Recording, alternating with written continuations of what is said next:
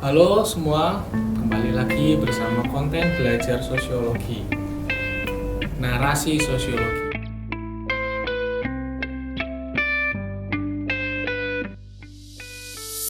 Konten ini akan mengulas tuntas sedikit banyak tentang materi-materi di dalam sosiologi.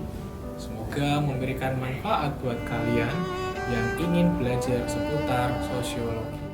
Di dalam kurikulum Merdeka, terdapat fase pembelajaran yang harus dilalui oleh peserta didik kelas 11 SMA sebagai dasar dalam mendalami suatu materi.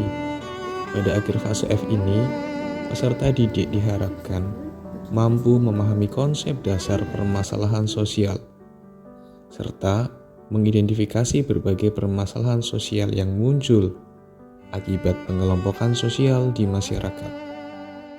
Capaian pembelajaran pada fase F, peserta didik mampu memahami pengertian tentang permasalahan sosial yang ada dalam kelompok masyarakat. 2. Peserta didik mampu mengidentifikasi berbagai permasalahan sosial akibat terjadinya kelompok sosial yang beragam. 3. Peserta didik mampu mengidentifikasi faktor penyebab dari permasalahan sosial. Capaian pembelajaran tersebut, peserta didik diharapkan mampu menganalisa ragam permasalahan sosial dan menganalisis faktor penyebabnya agar tercapai pemahaman yang utuh. Kemudian, peserta didik diharapkan mampu mengelaborasikan setiap materi dengan kondisi kehidupan nyata, serta mengevaluasi materi yang diterima sebagai bahan refleksi diri untuk pemecahan masalah yang solutif di tengah kehidupan sosial masyarakat digital. Sebuah pertanyaan pemantik. Apa yang kalian ketahui tentang permasalahan sosial? Mengapa ada masalah sosial dalam kehidupan masyarakat? Masalah sosial merupakan pola perilaku dan kondisi yang tidak diinginkan oleh masyarakat. Pengertian ini diutarakan oleh Richard and Richard. Menurut Sarjono Sukanto, masalah sosial merupakan ketidaksesuaian antara unsur-unsur kebudayaan atau masyarakat yang membahayakan kehidupan kelompok sosial. Seperti yang terdapat dalam gambar di samping, yaitu korupsi atau suap, tawuran, ketidakadilan atau kepentingan pribadi. Ada lagi contoh lain dalam kehidupan nyata, pergaulan bebas dan bullying. Fenomena ini masih ada di sekitar kita. Pola pergaulan yang mengutamakan kesenangan dan kebebasan. Bullying merupakan tindakan yang dilakukan untuk menyudutkan pihak lemah secara fisik maupun psikis. Ini adalah kondisi yang sangat merugikan bagi kita semua. Contoh dalam kehidupan sehari-hari merupakan kejadian nyata yang sudah mengejala di kehidupan masyarakat kita. Itu semua merupakan sebuah kerugian besar bagi kita. Contoh lain di dunia maya, seperti penyebaran berita hoax, fitnah, tipu daya, dan cyberbullying di dunia maya sangat merugikan kita semua.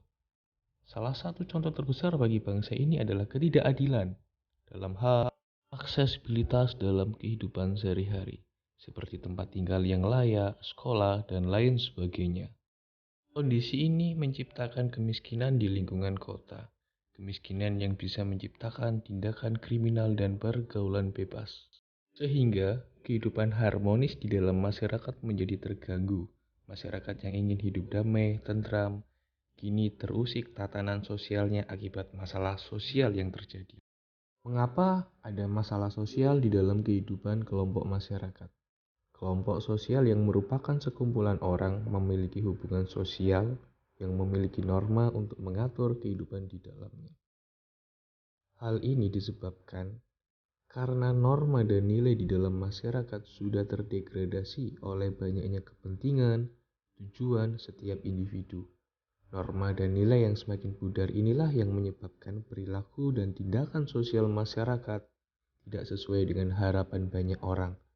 Norma sosial yang digunakan sebagai aturan dasar dalam bersosialisasi dan berhubungan sosial sudah tidak lagi menjadi patokan dalam berperilaku dan bertindak. Nilai sosial yang merupakan seperangkat hal dianggap baik sudah tidak lagi menjadi pedoman hidup bagi suatu masyarakat. Munculnya partikularisme, eksklusivisme, eksklusi sosial, serta ketidakadilan sosial merupakan permasalahan sosial akibat pengelompokan sosial di dalam masyarakat. Intoleransi yang semakin merajalela, korupsi yang semakin tinggi, kemiskinan yang terus bertambah, menambah daftar panjang masalah sosial yang ada di negara kita. Masyarakat yang ingin hidup damai, tentram, tertib, teratur, itu semua terbentuk melalui proses sosialisasi masyarakat dan melahirkan nilai, norma, serta struktur sosial yang sudah melembaga dari generasi terdahulu sampai generasi sekarang. Peserta didik diharapkan mampu untuk merefleksikan dan mengelaborasi apa yang ada di sekitar kita. Semoga konten pembelajaran ini menjadi hal yang bermanfaat buat kita semua. Terima kasih.